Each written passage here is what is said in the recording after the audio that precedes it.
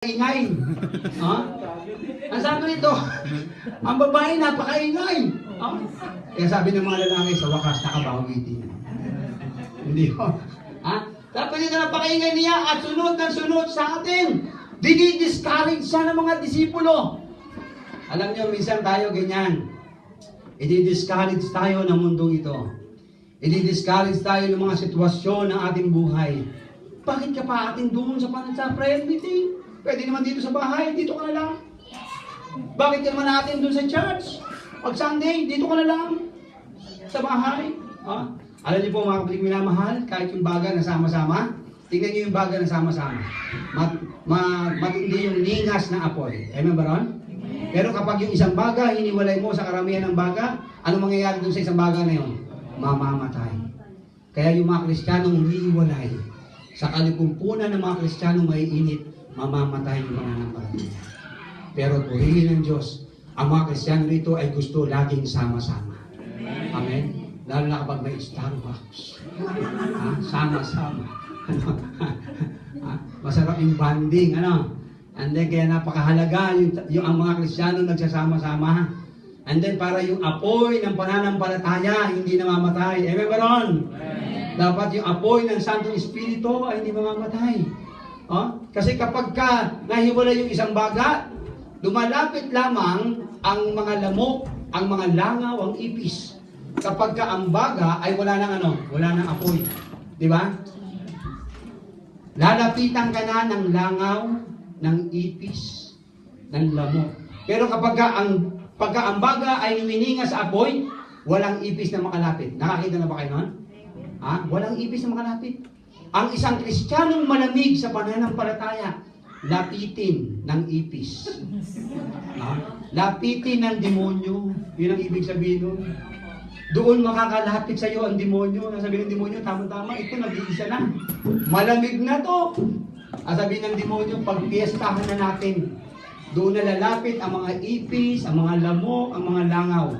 Kaya ang isang Kristiyanong malamig sa pananampalataya, iba na rin nasa isip niyan. Ang nasa isip niyan, mangutang na walang bayaran. Pero purihin ang Diyos. Wala mga Kristiyano ritong ganyan. Ang sabi po ng Book of Proverbs, ang isang tao kapag ka nanghiram, ibinabalik. Pero ang masamang tao daw kapag nanghiram, walang balikan. Kaya kapag ka Kristiyano kang malamig, lapitin ka na ng demonyo. Delikado ka na, kapatid. Pero purihin ang Panginoon, dapat lagi tayong sama-samang nananalangin. Amen! Kaya bukas ng gabi, meron tayong home Bible study.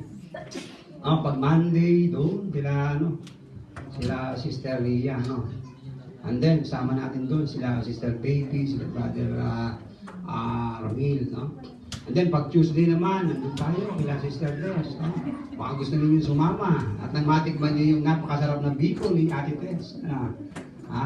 And then kapag Wednesday, meron kami pastors meeting dito. Kapag Webes naman, meron tayong prayer meeting. Maganda yung sama-sama, huwag kang hihiwalay sa napakaraming bagang naglilihab para hindi ka lumagig. Amen? And then ano pong ginagawa kapag yung pong apoy ay mahina na, hinihipan, di ba? Merong pang ihip ng araw. Dahil nung araw hindi pa usog gasol, di ba? Ang lagi natin ginagamit yung kahoy lang saka yung kusot. Tapos pagka bumababa na yung apoy, hihipan yun para uling lumakas yung apoy, Hipan mo nga yung kapatid mo, baka may malamig na. Diba? Dapat hinihipan mo. Para uling tumikas yung apoy. And then, ang sabi po rito ng Biblia, mga kapatid na, mahalin mismo mga disipulo ang nagdi-discourage doon sa babae na huwag nang lalapit. Dahil sabi lang, maingay ito. Dapat to, paalisin na. Panginoong Jesus. Sabi ng mga disipulo. And then, maaari ninyo tanong, Pastor, bakit kayo itong mga disipulong ito? Dapat itong mga disipulong ito magpapalakas doon sa babae. Dapat yung mga disipulo magsasabi, oy, ginang, sige, sigaw ka pa para marinig ka ng Panginoong Jesus. Huwag kang susuko. Pero ang mga disipulong ito mismo nag-discourage. And then, nung panahon na to, ang mga disipulo, mga kapatid minamahal, they are under training of Jesus Christ within 3.5 years. sa kanila pong buhay pananampalataya. At ang mga disipulong ito, they are all immature at that time. Sabihin natin lahat, immature. Buti na lang, yung mga pastor natin dito, mga matured na. Mukhang di maka-amen ha. Amen! Di ba? Dapat ang mga pastor, ang siya nag-i-encourage, hindi nag-i-discourage sa mga Kristiyano. Hello! Dapat ganun po. Dapat tayo mga Kristiyano ang nag-i-encourage sa ating mga bagong mananampalataya. And then kapag tayo pong lahat ay nag-i-encourage, ibig sabihin, you are matured Christian. Kapag mayroong pong nadapa, ano po kailangan gawin natin? Tadyakan? Apakan? Bugbugin? Hindi ho. Kapag may nadapa, ang gagawin natin, ibabangon. Amen?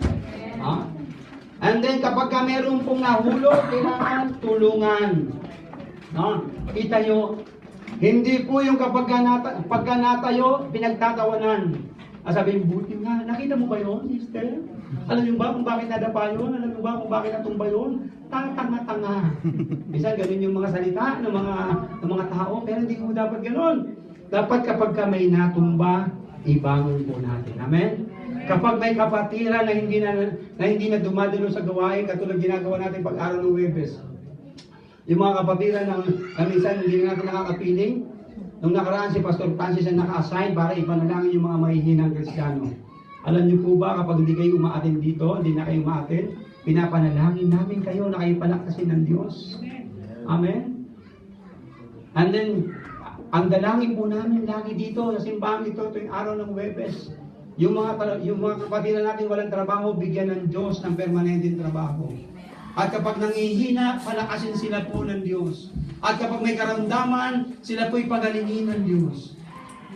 And then, ganun po ang ginagawa po natin. Ipinapanalangin yung mga kapatiran na nangihina. Dahil normal po yun eh.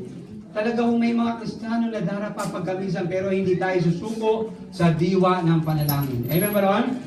Dapat patuloy at patuloy tayong mananalangin kay Jesus. Pwede ba natin palakpakan ng Diyos? Hallelujah!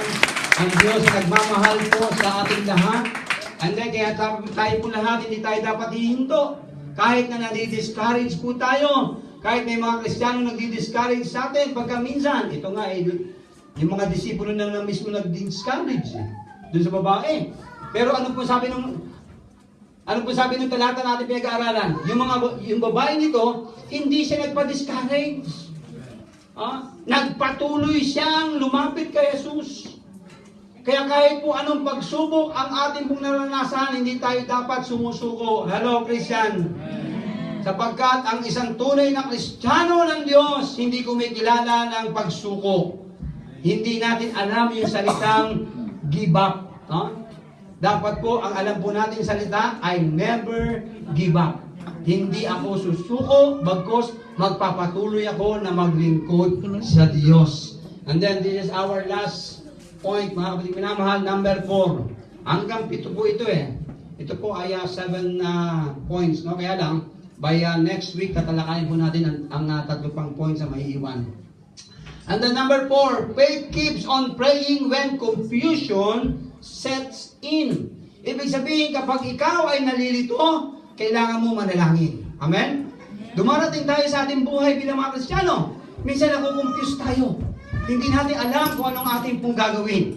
Ano po sabi rito sa Mark chapter 14 verse 6? Ang Panginoong Jesus, ganito ginawa niya. Siya po ay dumulog sa Diyos. Sabi rito, Abba, Father. Yung word na Abba sa Greek word, ibig sabihin po niyan, my loving daddy. Sabihin nga po natin lahat, my loving daddy.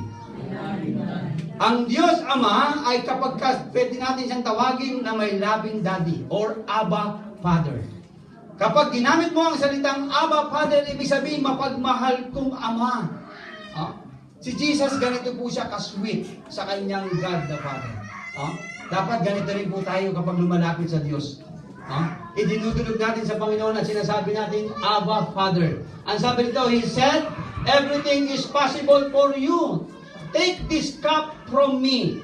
Ano po yung pinapaalis ng Panginoong Jesus na yun sa kanya? Yung cup of suffering.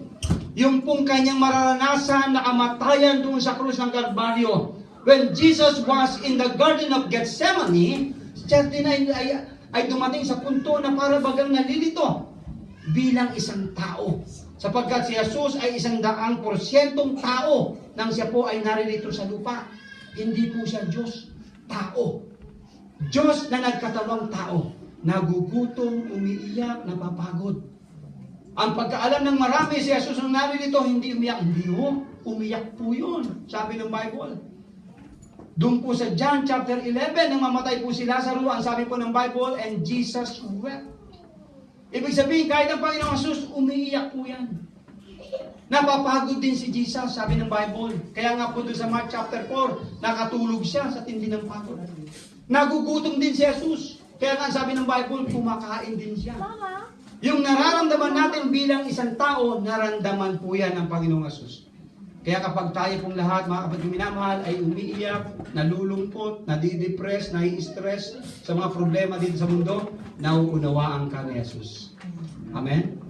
Sabi mo nga sa katabi mo, nauunawaan ka ni Jesus. Amen. Hindi yung pakuwari mo kapag nalulungkot ka, hindi ka naiintindihan ni Jesus. Hindi yun. Naiintindihan ka niya. Ano man ang problema mo, nauunawaan ka niya. Ganyan po ang Panginoong Jesus. And then, ang sabi dito, yet not I, sabi niya. O sabi niya, yet not what I will, but what you will. Ibig sabihin sa ibang translation, not my will, but your will be done. Kaya kapag nakukonfuse ka sa iyong buhay, nalilito ka sa iyong mga desisyon, nalilito ka kung ano ang dapat mangyari sa iyong buhay, hindi mo alam kung ano ang gagawin mo. And then, this is a good prayer for us. Na masabi mo sa Panginoon, Lord, hindi ko na alam kung ano ang aking gagawin. Nakukonfuse po ako. Hindi ko alam kung ano ang aking didesisyonan. Baka kapag nagdesisyon ako, lalong bumalpak. Huwag ka magpapasya kapag magulo ang iyong utak. Kasi kapag nagpasya ka na magulo ang iyong utak, lalong papalpak. Ang kailangan, patahimikin mo muna ang iyong isip. Hayaan mo yung peace of mind ng Panginoong Jesus ang maghari sa iyo. And then, during your confusion, isang bagay lang ang dapat lumabas sa iyong labi. Sabihin mo, Lord, not my will, but your will be done. Amen? And then, hayaan mo ang Panginoong Jesus ang maghari. Hayaan mo siyang lumutas ng lahat ng iyong problema. And then, kaya po sabi po dito ng Biblia, mga kapatid minamahal, nang si Jesus ay mapako sa krus ng Kalbaryo, the simple answer of that cross, mga kapatid minamahal, upang tayo pong lahat ay iligtas ng Panginoong Jesus mula sa ating pong mga kasalanan. Amen? Kaya siya namatay doon sa krus ng Kalbaryo para tayo lahat ay tupusin ng Panginoong Jesus. Hindi siya namatay para sa kanyang sarili. Namatay siya para sa ating lahat. At palayain tayo mula sa kapangyarihan ni Satanas. Hanguin tayo mula sa putik ng kasalanan ng ating buhay. Mula sa kadiliman, ilipat tayo ng Panginoong Jesus sa kaliwanagan. Mula sa impyerno, ihatid tayo ni Jesus para sa kanya pong kaharian. Kaya tayong lahat sa umagang ito, mga kapatid minamahal, at sa tanghaling ito, ay binibigyan po tayo ng Diyos ng isang assurance sa ating pong persistent prayer, sa ating pong kalakayang ito na the power of persistent prayer, hindi tayo dapat sumusuko pagdating sa panalangin. At lagi natin tatandaan, ang Panginoong Jesus ay nagmamahal sa atin lahat. Amen? Tayong lahat ay mukha tumikip, tayo manalangin. Hallelujah. Salamat po ng marami, dakilang Diyos, sa iyong pagmamahal, sa iyong awa na mananatili magpakailanman. Pinupuri ka po namin, pinapasalamatan sapagkat sa hapong ito, Panginoon, amin pong natungayan sa iyong pong mga salita na kailangan po ay hindi kami susuko sa diwa po ng panalangin. Bagkus, Panginoon, whatever happen, ay magtitiwala pa rin kami sa iyo, Diyos. Ano man ang kalalagayan namin sa mundong ito, hindi po kami, O Diyos, magsasawang dumako sa bahay dalanginan, O Diyos, na kung saan kami mga anak mo ay patuloy na magsasama-sama, Panginoon Diyos, upang sa ganoon ay sa tuwina, O Diyos, lagi namin sa iyong idulog ang aming mga kapatiran na nangihina, ang mga kapatiran po namin, O Diyos, na inaalipin ng kalaban at wasakin mo lahat ang kanikalat ni Satanas sa buhay po namin. In the name of Jesus. Salamat po sa iyong wagas na pag-ibig, O Diyos. Salamat po sapagkat kayo po ang patuloy na gumagalaw at kumikilos po sa aming buhay.